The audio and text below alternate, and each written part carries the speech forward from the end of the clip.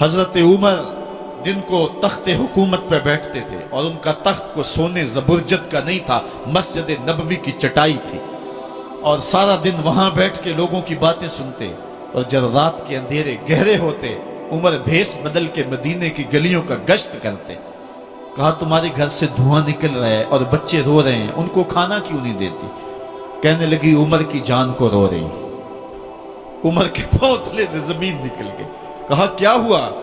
कहा 3 दिन से हमारे यहाँ खाने के लिए कुछ नहीं है, रोजाना बच्चे रोते हैं और मैं हंडिया के अंदर पत्थर डाल करके नीचे से आग डालती रहती हूँ कि बच्चे इंतजार कर करके सो जाएंगे, कम वक्त सो भी नहीं रहे और वो पत्थर पकेंगे भी क्या, और मैं उमर की जान को रो रही हूँ।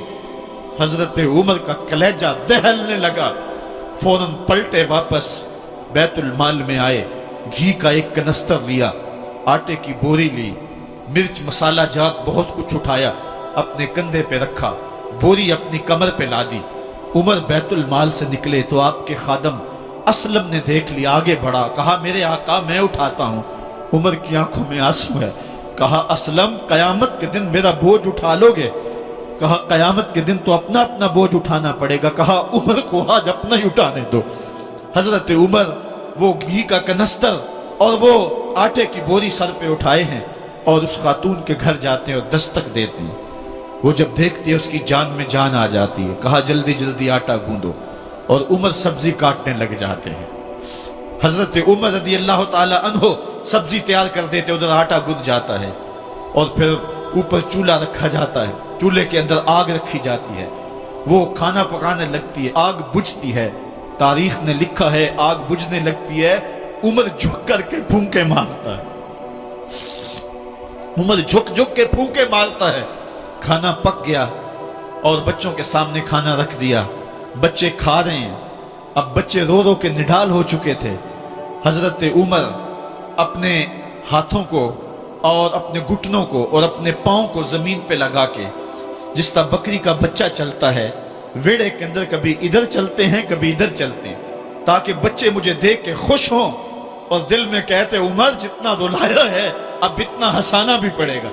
तो कभी उमर अमीरुल मोमिनीन, ये मैं किसी आज के जो है वो लोगों के वोटों पे मुंतखब होने वाले हुक्मरान की कहानी नहीं सुना रहा, मैं उस उमर की कहानी सुना रहा हूं जो 23 लाख मुरब्बा मील का हुक्मरान है, आधी दुनिया का बादशाह है। हजरत उमर जो है जिस तरह बकरी का बच्चा चलता है, इस तरह अपने हाथ और अपने घुटने जमीन पे टेक करके जो है वो इस तरह चलते हैं।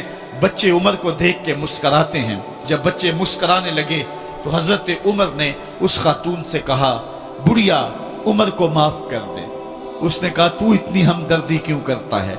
कहा उमर बेचारा बड़ा फंसा हुआ है, फिक्र है उसको यरमूक को फुस्तात हुलवान की, जब फतह है मिस्र तो तैयारी है ईरान की, आते जाते वफद से मुलाकात भी करता होगा और शब को मालूम हालात भी करता होगा, कांटों में उलझी हुई बेचारे की जान है, नींद उसको भी आती है आखिर वो इंसान है, मेरी बहन उमर को माफ कर दे। उसने कहा ना ना उमर की बात मेरे सामने न कर, कयामत का दिन होगा, उमर का गिरेबान होगा और मेरा हाथ होगा। जब उसने ये बात कही तो उमर बर्दाश्त न कर सके, बच्चों की तरह बिलक बिलक कर रोने लगे। कहा वो बदनसीब उमर तेरे सामने है, आज ही कहला जो कहना है, कयामत के दिन मुझे माफ रखना। उसने कहा तू उमर है? कहा बदनसीब उमर तेरे सामने खड़ा हूं। मेरे उमर कहते हैं अगर दजला के किनारे एक बकरी का बच्चा भी प्यासा मर गया उसका हिसाब भी उमर से लिया जाएगा। हजरत उमर निकले यरूशलेम में, एक ऊंट है एक गुलाम है, कभी वो सवार होता है कभी आप बारी मुकर्रर की है। जब करीब पहुंचे यरूशलेम के तो उमर की बारी नकेल पकड़ने की और गुलाम की बारी ऊपर सवार होने की आ गई। गुलाम ने कहा आका मैं मर्जी से अपनी बारी छोड़ता हूं, आप आ जाएं, दुश्मनों के मफतूहा इलाके में आ रहे हैं, ताजा ताजा इलाका फतह हुआ है, इस्लाम की शान व शौकत जाहिर हो। उमर ने कहा इस्लाम की शान व शौकत ऐसे जाहिर नहीं होती है, अपनी बारी पे तुम बैठोगे, अपनी बारी पे मैं बैठूंगा। लोग मुंतजर खड़े हैं, दूर से जब देखा कहा इसकी हैबत से कांपते थे हम, ये तो कोई हबशी लगता है, रंग काला है, होंठ मोटे हैं, इससे तो ज्यादा हसीन इसका गुलाम है जो आगे आगे चल रहा है। حضرت ابو عبیدہ نے کہا دھوکہ کھا رہے ہو، ہمارا آقا وہ نہیں ہے جو اونٹنی کے اوپر سوار ہے، ہمارا آقا وہ ہے جو لگام تھامے آگے آگے چل رہا ہے۔ حضرت عمر رضی اللہ تعالیٰ عنہ کو آگے بڑھ کے جابیہ کے مقام پہ حضرت ابو عبیدہ بن جراح نے استقبال کیا، تو حضرت عمر آگے بڑھے اور انہوں نے آگے بڑھ کر کے حضرت ابو عبیدہ کے دونوں کندھوں پہ ہاتھ رکھا، اور سنو حضرت عمر نے کیا کہا، کہا لا الہ الا اللہ انا کنا اذل قوم فاعزنا اللہ بالاسلام۔ کہا کہ لا الہ الا اللہ، اے ابو عبیدہ بن جراح، ہم ایک ذلیل قوم تھے اور اللہ نے ہمیں اسلام کی وجہ سے عزت عطا کی ہے۔ اور میں تمہیں ایک تاریخ ساز بات کہنے لگا ہوں، اور وہ یہ ہے کہ جب تک ہم اس عزت والے اسلام کے دامن کو تھامے رہیں گے ہماری عزت قائم رہے گی، اور جب اسلام کے علاوہ کسی اور جگہ سے عزت ڈھونڈیں گے تو رسوا کر کے رکھ دیے جائیں گے۔ یہ ہے وہ خلاصہ جو حضرت عمر نے امتوں کے عروج و زوال کا بیان کیا ہے۔ اس امت کو جو خیرات ملی ہے تخت و تاج کی، وہ پینٹاگون سے نہیں ملی، وہ واشنگٹن سے نہیں ملی، وہ وائٹ ہاؤس سے نہیں ملی، وہ محمد عربی کے جوڑوں کا صدقہ ملی ہے۔ اس لیے جب ہم نے اسلام سے انحراف کیا، پاکستان حاصل کیا گیا تھا۔ پاکستان کا مطلب کیا؟ لا الہ الا اللہ۔ ہم نے اس نعرے کو چھوڑ دیا ہوا ہے، ہم نے انحراف کر دیا ہے۔